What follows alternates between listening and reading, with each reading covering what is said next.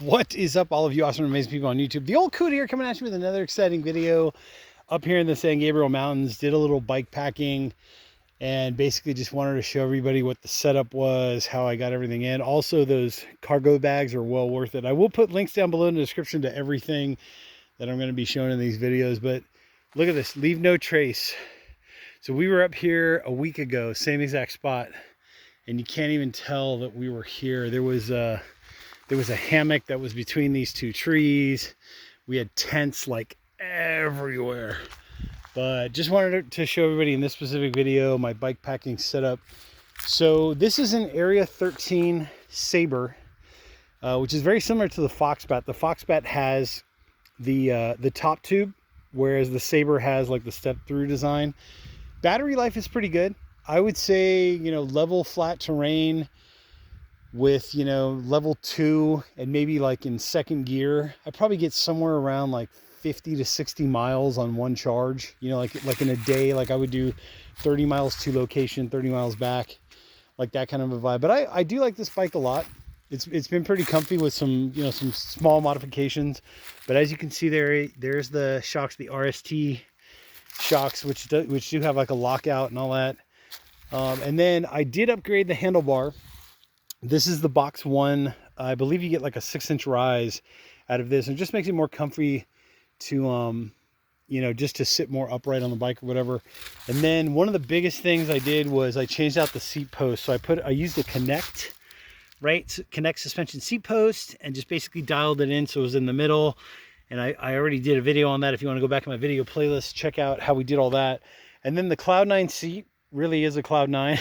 Like between the suspension seat post, the Cloud9 seat, and the front forks, I feel like I almost have as close to a full suspension, you know, gravel bike or commuter bike as, you know, I could possibly get, which is totally fine for me. It does come with a nice rack, which I now put these are the Roswell.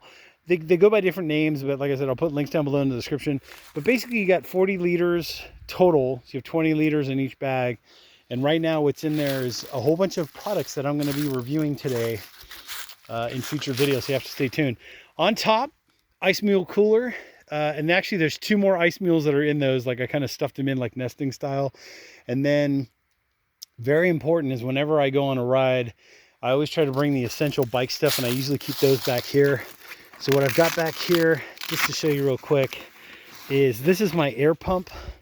You know, battery powered air pump, pretty simple. There's the pump in there. You charge it up the night before, whatever. And then I've got, what else on this side? Trying to do this without tipping the whole bike over.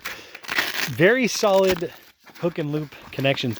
I've got some zip ties, right? Very important in case like you break a spoke or something. And then I've got the toolkit, very crucial, like just a generic bike toolkit. I will put links down below in the description.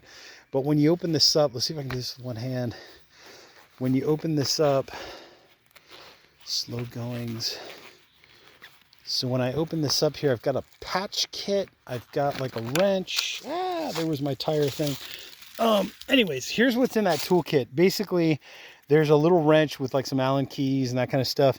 There's a patch kit in there. And then I've got some spare like rubber bands and stuff. You just never know when you're going to need them.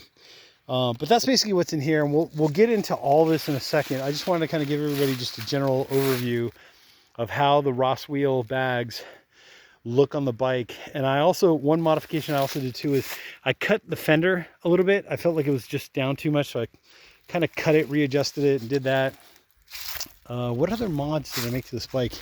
I think pretty much, oh, the tires. I switched out the tires. So the original tires were 26x4s, and they were these really knobby, I think Kendas or something similar, Kenda Juggernauts. Is that what they were?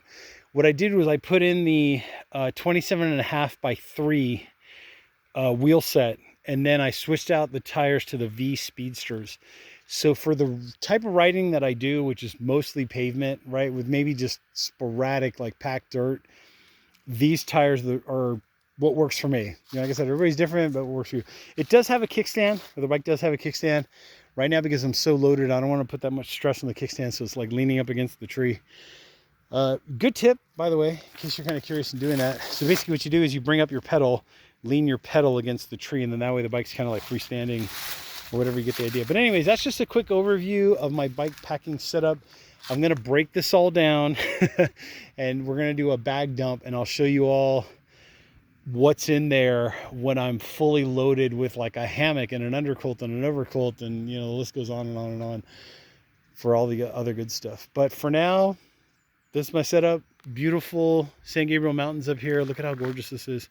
Believe it or not, there were 27-ish people up here about a week ago, and look at how pretty this is right now.